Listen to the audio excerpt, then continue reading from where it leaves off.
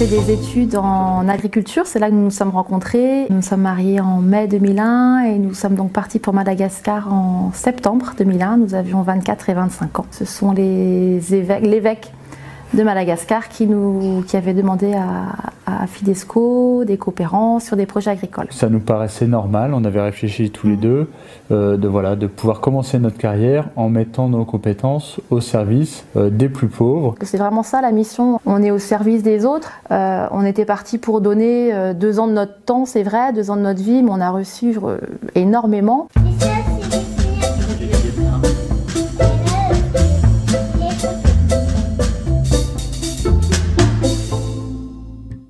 Ça a été un grand choc pour moi d'arriver dans un pays en étant française avec un certain confort et d'arriver là-bas, ça a été vraiment un gros choc. Les enfants, la saleté des enfants dans les rues et j'ai pleuré en arrivant en me disant mais qu'est-ce que je suis venue faire là pendant 2 ans, voilà, on s'est gouré quoi. Ma mission elle consistait à mettre en place un atelier de fabrication de farine infantile pour les enfants dénutris. On recevait les mamans qui arrivaient avec leurs petits, certains très faibles et on a vu au fur et à mesure qu'ils pouvaient venir et manger cette farine-là, l'évolution et la croissance de ces enfants-là. Une des grandes des choses qu'on a vraiment reçues dans la mission, c'est cette ouverture, l'accueil de l'autre dans la différence. On a rencontré des gens dans des situations très difficiles, notamment le centre de Tanzuma, un foyer qui accueillait des enfants dénutris, des enfants handicapés ou des adultes handicapés, enfin beaucoup de misère humaine. Au fur et à mesure des mois et des années qu'on a pu vivre avec eux, eh ben on voit autre chose, on voit plus on fait même plus attention à cette différence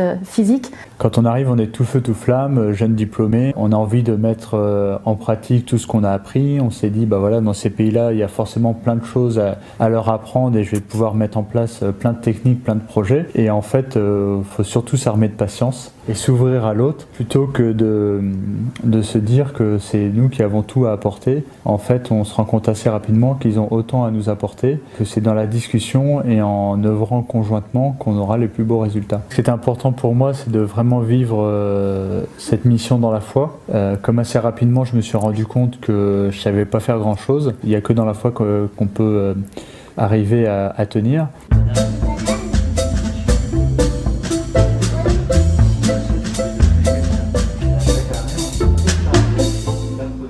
Ça nous a permis de voir un autre visage d'église. On travaillait de façon très proche avec moi, avec les prêtres, Lazariste et Caroline avec les filles de la charité. Voir dans ce pays où la foi est au quotidien, c'est naturel de parler de sa foi au quotidien, de voir aussi dans ce pays les protestants et les catholiques qui sont vraiment très proches et qui mènent plein d'actions ensemble. Ils vivent l'œcuménisme sans connaître ce mot-là. Donc voilà, tout ça, je pense, nous a appris à mieux connaître l'Église, à mieux aimer l'Église, voir aussi que le message du Christ est universel et n'est pas attaché à une culture, voir comment eux reçoivent le message du Christ. À un moment donné, je me suis vraiment interrogée sur le sens aussi de la mission, pourquoi j'étais partie. Fidesco, en fait, ne nous emmène pas seulement pour apporter nos compétences professionnelles, ce que, au départ, moi, j'avais aussi envie de faire, mais aussi d'arriver en tant que chrétien, mais aussi en tant que tout couple chrétien auprès des Malgaches. Donc nous, en fait, on était logés dans l'enceinte de la mission, ce qu'on appelle la mission. Donc c'était un lieu de vie où il y avait tout le groupe scolaire, donc de la maternelle jusqu'au lycée, la paroisse. On partageait des choses avec eux, c'est-à-dire que notre maison, elle était toujours ouverte aussi aux enfants qui étaient dans la cour, qui passaient, aux ouvriers de la ferme qui pouvaient venir ou aux salariés. On a vécu avec les Malgaches, on n'est pas seulement en mission pendant notre temps professionnel, entre guillemets, on a vraiment vécu des choses avec eux, on a vécu des deuils aussi, voilà, d'un enfant d'un des ouvriers de Cyril. On a eu vraiment des moments sympas de communion fraternelle avec les Malgaches au moment de notre départ. Il y a eu dans les endroits où on travaillait, donc à la ferme ou au centre des femmes, des fêtes à chaque fois. Ça a été l'occasion pour nous de pas mal pleurer. Donc on a pleuré quand on est arrivé, on a pleuré quand on est parti aussi.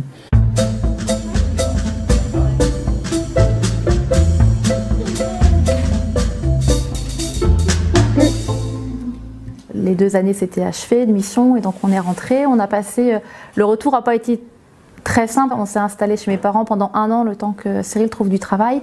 Fidesco nous avait dit, voilà, votre mission, elle ne s'arrête pas à votre retour en France, mais elle continue. La mission, c'est peut-être des grandes choses, mais aussi des petites choses qui sont possibles en France complètement.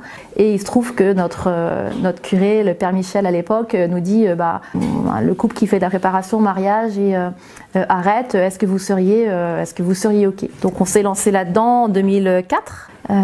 Et on y est toujours encore aujourd'hui. La mission à Madagascar nous a vraiment apporté, déjà au niveau de notre couple, hein, ça avait été vraiment un temps privilégié, une longue lune de miel pour bâtir notre couple. Nous, on n'était pas partis en voyage de noces sous les tropiques, hein, puisqu'on avait 2 ans de voyage de noces. Notre mission, nous, en tant que parents, la mission dans son travail, on est tous appelés dans notre mission à bien faire ce pourquoi on est appelé justement, des petites ou des grandes choses, mais les petites c'est peut-être plus facile à faire dans un premier temps. Dieu a des projets pour chacun d'entre nous, maintenant à nous de savoir l'écouter, se dire est-ce que j'ai envie d'apporter ma petite pierre à notre église, en sachant que les choses se déroulent pas forcément comme on l'a décidé, mais comme le Christ veut qu'on puisse les mettre en place. Être missionnaire, enfin au moins à la façon dont on l'a vécu, c'est aussi